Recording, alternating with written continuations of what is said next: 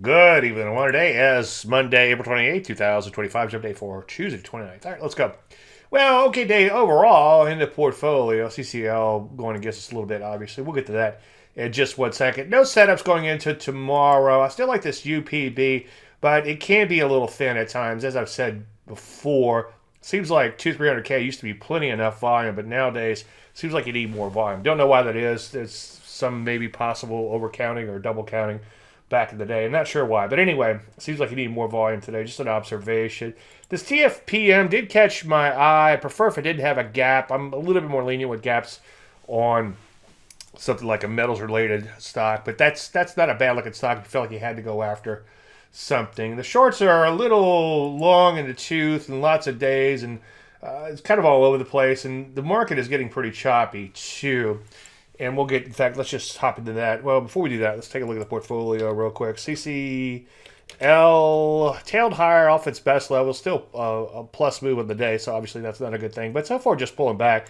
It so far looks like it's still in trouble longer term. Finally, AGI, nice little rally there, trying to come out of a pullback. So far, so good on that one. One thing I did notice tonight, and there are nights where I go through the database, I was like, boy, what a waste of time. But tonight, even though I didn't find a lot of setups, or any setups, I should say, to get that excited about, one thing I did notice was biotech appears to be bottoming out, at least on an individual issue basis, and that's kind of indicative of that UPB. So maybe we'll see some setups here fairly soon. Anyway, let's hop into the overall market, and I'll flesh on these things out. Flatsville and the P's just kind of chopped all over the place. Still look like they're in trouble. Still just a deep retrace so far. It could probably get all the way back to the 200 before I would get excited or think the market is out of trouble.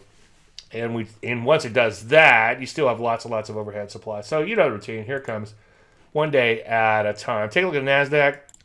After all was said and done, a lot more was said and done there too. Pretty much Flatsville on the day. So far, it too just pulling back, and we're still below the 50. So certainly not much to get excited about there just yet. We'll take a look at the Rusty.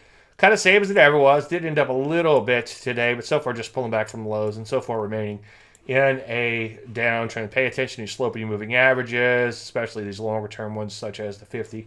Now that the market's in a little bit of trouble. EVA shares, look at that. Pretty impressive. Mother of all comebacks there, so that's kind of interesting. Maybe we'll go after some foreign stocks. We'll see how that shakes out. Dollar remains pretty weak. You see Euro had a decent rally. Pound was also up a little today. There's the pound. You can see break it out to brand new highs. So that's kind of interesting. So dollar does remain weak.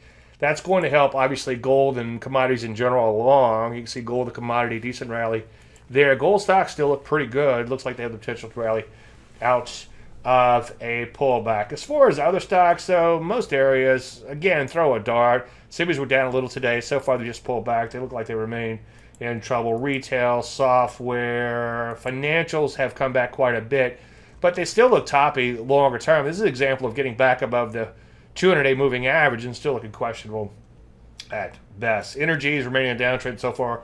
They've just pulled back. Semiconductor, same action there. I think I just mentioned that. Anyway, let's go on and on. Silver had been improving a little bit as of late, but still kind of wide and loose. Hasn't caught up to gold just yet. Defense stocks have been doing pretty good, but I wouldn't rush out and buy them just yet unless they can bang out some new highs and continue higher. So for the most part, things still look questionable at best. The market seems to be getting a little choppy too. So let's just sit back and let things shake out a little bit and wait for setups. I think that's pretty much it. If you have any questions, Dave at DaveLandry.com. Remember, have a great night. We'll talk tomorrow. Thank you so much.